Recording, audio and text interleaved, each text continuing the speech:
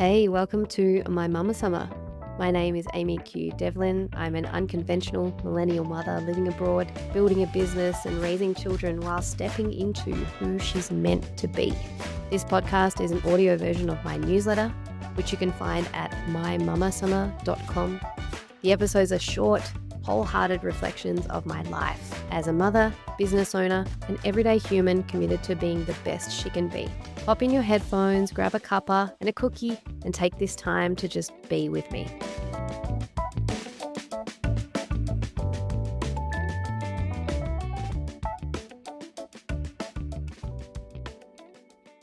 I keep getting slammed by a YouTube ad for an app that plays the role of a therapist. And it's immensely persistent, even though I skip it each time. And it's clearly aimed at people in their 20s, way younger and more hip than me. It made me think about how so many people seem to have a therapist these days. Therapists are dropped in conversation as though it's as common to have one as it is a dog. And there's an ownership there that I feel curious about, which has piqued my attention to pull on more than once. You know, things like someone saying, my therapist said X. I'm going to check in with my therapist to see what they say about Y. Now, let's be clear. I'm not dissing having a therapist. I might not ever have had one, but I'd be lying if I said that I didn't believe they could help me iron out a thing or two. No, this podcast isn't about therapists. It's about what I think leaning on a therapist or anyone else external to yourself might mean in the context of daily habits and the larger world. I've mentioned many times on My Mama Summer that I'd like to slow my life down. Simplicity and seasonality are the theme of the coming year for me. As I realize life is buzzing by and I don't like the feeling that comes with not knowing how to stop it. Maybe I should see a therapist. I've spent a decade in the entrepreneurial world taking on the advice of hustling men like Ed Milet, who recommends that I split my day into 3 days, which turns my 7 days into 21 days, and work from 6 a.m. until midnight. My day is 6 a.m. to noon, and I'm not crazy. You're crazy for thinking it takes 24 hours, just like some dude in a cave did 300 years ago. My second day starts at noon and goes till 6 p.m. That's day 2. And then the next day is 6 p.m. to midnight. What I've done now is I have changed and manipulated time. I now get 21 days a week. Stack that up over a month, I'm going to kick your butt. Stack it up over a year, you're toast. Stack it up over 5 years, my entire life is different than it would have been otherwise. Or Robin Sharma, whose answer is joining an elite club of super beings who rise at 5 a.m. every day. Win the morning and you win the day, hounds Tim Ferriss. I'm going the other way. I've entered a seemingly radical era for myself, which I've dubbed my simplicity era. Less is more. My co-sleeping, booby drinking, always waking me in the night, toddler and I much prefer this era to the hustle. Waking at 5 a.m. is not for me. I prefer the glorious days when my husband lets me sleep until 11:30. Why isn't that an elite club with a wait list? No, Ed. My goal in life is not to squeeze as much work out of the day as I can while my happiness and life force wane. My goal is to squeeze more life out of every day. And this year, as slow productivity master and refreshing antidote to hustle culture, Cal Newport suggests in his book Slow Productivity, I'm doing that by working on a maximum of 3 projects at a time. And they are growing this podcast and my accompanying publication, My Mama Summer, mentoring my business community, Freedom Hackers, and growing its new Substack publication, Simplicity Business, which I will give a plug for right now. It's simplicitybusiness.substack.com. You can go grab yourself a subscription there if you're wanting to know how to do business without the complexity and the hustle. And my third project, most importantly, is myself, which is a project that has not seen the light of day for years. This year, I'm capping my work hours at 20 hours a week. I'm removing social media from my orbit. I'm focusing on deep work, outsourcing tasks that sap my life force. I'm taking up wool felting, as every Waldorf mama should. I'm reconnecting with one of my all-time passions, dancing, healing my body and my psyche. And of course, I'm documenting it all along the way. I'm recalibrating to my own inner compass, not cultures, not my coaches, or that of an organized religion, or spiritual guru, or anyone else. Put simply, I'm minimizing what goes in, maximizing what comes out, and slowing the fuck down in every way. I'm not the only human feeling the need to implement radical change like this. The frantic pace of modern life has many people, including myself, overwhelmed and burnt out. And as I mentioned in my recent article about the rise of adult ADHD, I'll drop the link to that in the show notes. There's input thrown at us from every direction and little time or place to just stop and smell the roses. As Cal Newport said in his book Digital Minimalism, simply put, humans are not wired to be constantly wired. And as we've moved into the digital era, we've lost the art of listening to ourselves. How can we listen to ourselves when we never stop? So much of the dysfunction we see around us is a result of this. We rely too much on externality to guide us. Instead, we're deferring to others at every single opportunity. Therapists, social media followers, oracle cards, culture, politics, friends, gurus, plant medicine, Jesus, the Bible, medical experts, channelers, the quantum field, light language, human design, crystals, angels, coaches, and many more things I've left off that list. You get it. There's a nuance to this conversation. I'm not saying all of those tools are inherently bad, but that using them incorrectly is. Whether we're pouring our heart out on our therapist's sofa, calling our coach, or consulting our guides, it's all looking to someone or something else for the answer. But as Joseph Campbell says, the cave you fear to enter holds the treasure you seek. Have we lost the art of looking inward for answers instead of towards others? Because that is where the gold lies. Often we trick ourselves into feeling like we're going within. We book a jungle retreat to sit with the medicine, asking a plant and a shaman to guide us to the answers. We hop on social media to check how the herd is reacting. We scour a search engine for answers. We fit in with culture. We censor ourselves from speaking our truth and halt our self-expression to appease others. We look to our peers instead of our families for answers, and we train our kids to do the same. Gabor Mate, who wrote the book Hold On to Your Kids, says in that book, for the first time in history, young people are turning for instruction, modeling, and guidance not to mothers, fathers, teachers, and other responsible adults, but to people whom nature never intended to place in a parenting role, their own peers. We seek out books and podcasts that throw research, beliefs, and opinions at us. We seek out psychics and channelers connected to other realms in an effort to understand our own. We idolize gods and gurus and books that proclaim to share the word. And rarely it ever stops. The constant stream of input is nauseating, paralyzing even. And if you look around, you see it everywhere. But my idea for this podcast episode didn't come from the internet or my phone. It was a shower thought that came out of my consciousness when I had a precious, scarce moment to myself. The next time you're in public, observe the people around you to see what happens when they have a moment to themselves. What are they most likely to do? Do they people watch? Do they take deep breaths? Do they move or stretch their body? Help others with a door or their shopping? Engage someone in conversation? Close their eyes and reconnect to themselves?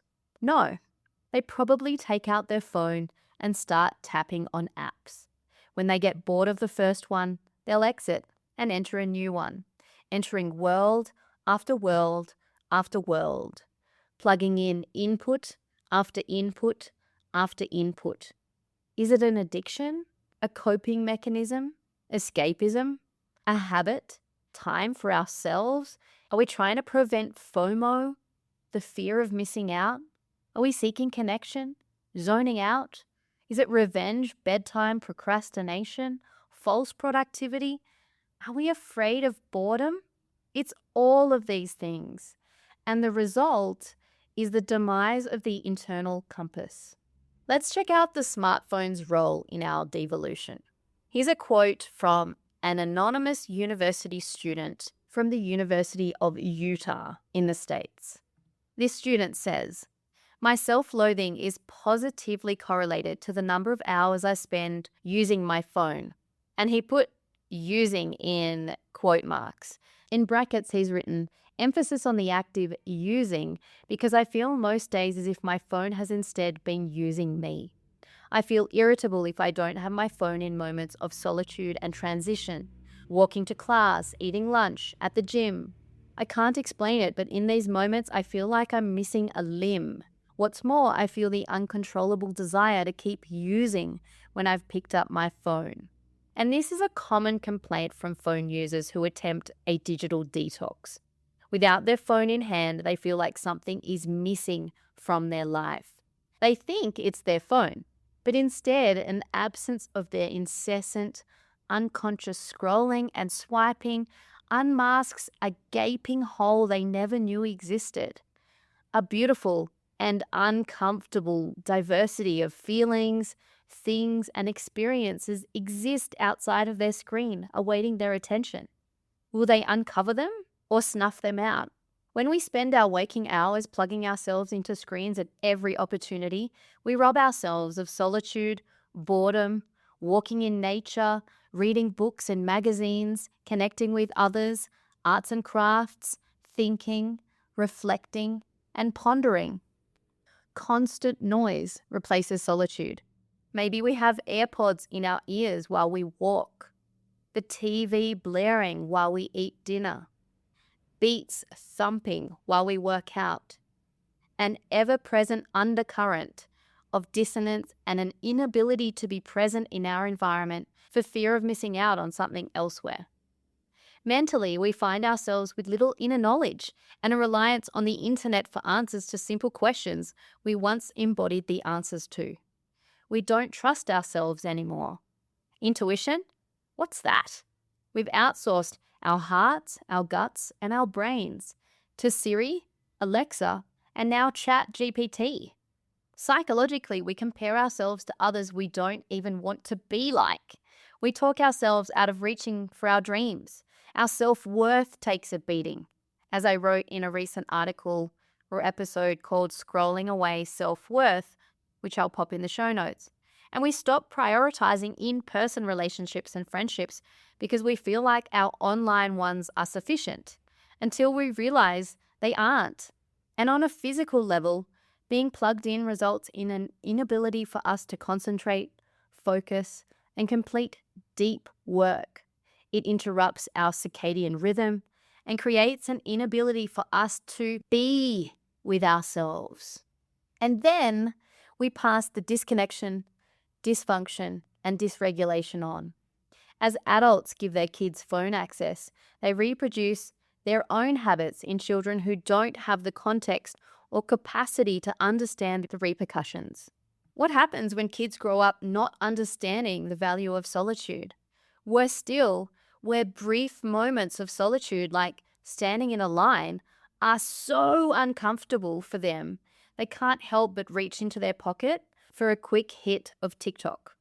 How damaging is it for children to have no reference point for how it feels to reference our inner self rather than the technosphere? And what larger effect does this have on the world and its people? I believe it makes us more easy to manipulate, more pliable and controllable, and less grounded and centered. Jean Twenge has spent 25 years researching differences between generations, and in a 2017 article for The Atlantic, she asked the question, have smartphones destroyed a generation? In her research, Twenge noticed a dramatic shift in the daily habits, the psychology, behavior, and mental health of teens post-2012. And this year is important because it was the tipping point where more than 50% of Americans now began to own a smartphone. So I'm part of the millennial generation. We grew up with an analog childhood and grew into a digital adulthood. I plugged myself into the internet in my mid-20s, and I am woefully difficult to contact on my phone. In contrast, these kids do not even remember a time before the internet. Let that sink in. Twengy says in her article, the arrival of the smartphone has radically changed every aspect of teenagers' lives, from the nature of their social interactions to their mental health. These changes have affected young people in every corner of the nation. She's talking about the States, and in every type of household. The trends appear among teens, poor and rich, of every ethnic background, in cities, suburbs, and small towns. Where there are cell towers, there are teens living their lives on their smartphone. And it blew my mind to read that modern kids aren't excited about traversing all of the same milestones I was at their age. Things like walking around the shopping centre with my friends without adults, getting my driver's license, telling a boy at school that I liked him, losing my virginity, getting a job so I could have my own money and buy what I wanted to, like a car, aka my freedom. And the evidence shows that this change is related to the rise in teen smartphone use. Giving young people devices is not improving their lives. It's making them seriously unhappy. And it does the same for adults too. Without exception, Twengy says teens who spend more time than average on screen activities are more likely to be unhappy. All screen activities are linked to less happiness.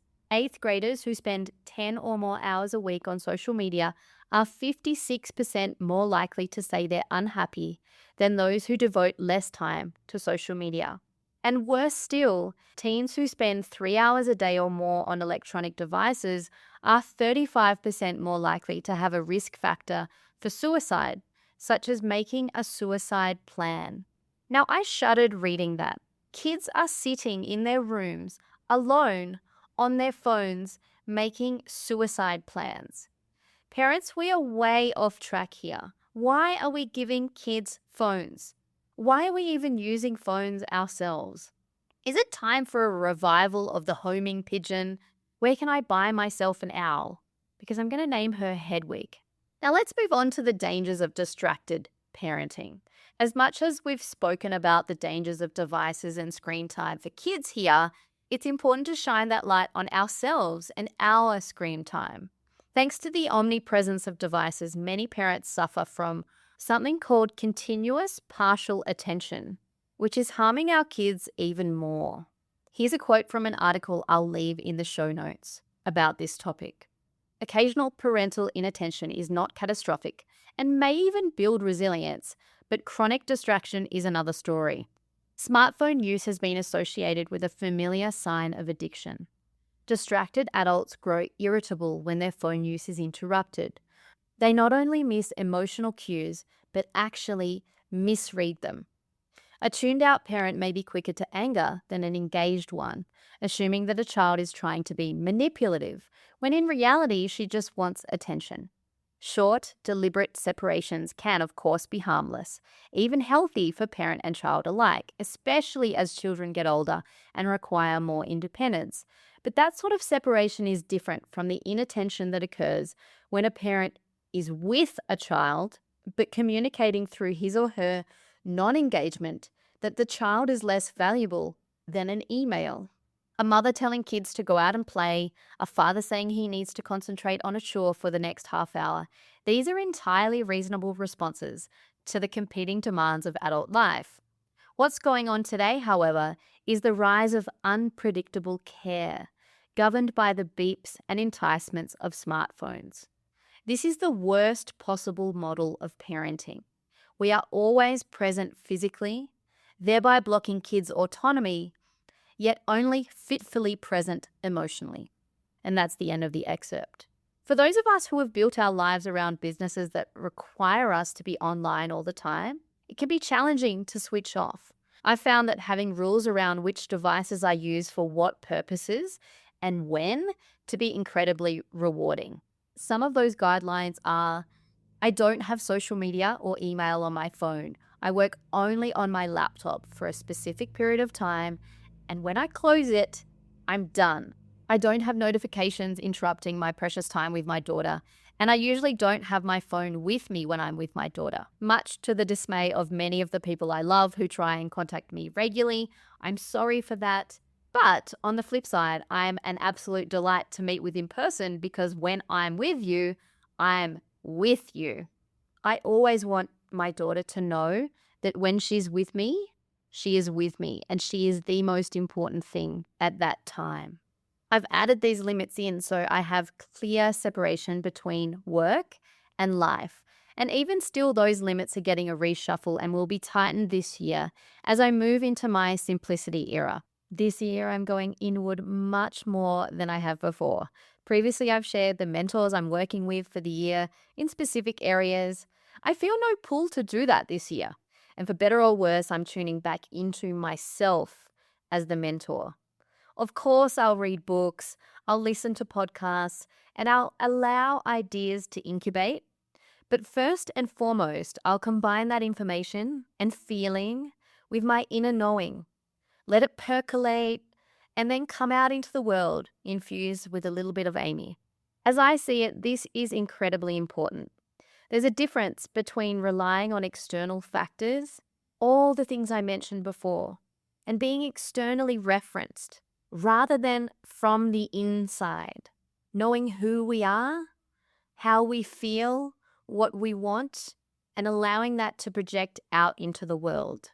When we're unsure of who we are, what we want, what our values are, and where we stand, we're incredibly susceptible to all of those factors I mentioned, whether it's culture, social media, channelers, the Bible, the planets, whatever it might be.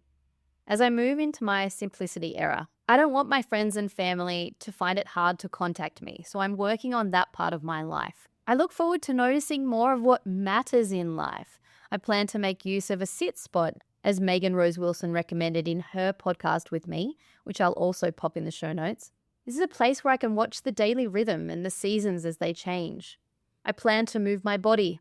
I plan to listen first and foremost to my inner compass, rather than any coach, mentor, or guru. And any advice I do ask for will be put through the filter of my intuition, inner knowing, and instinct.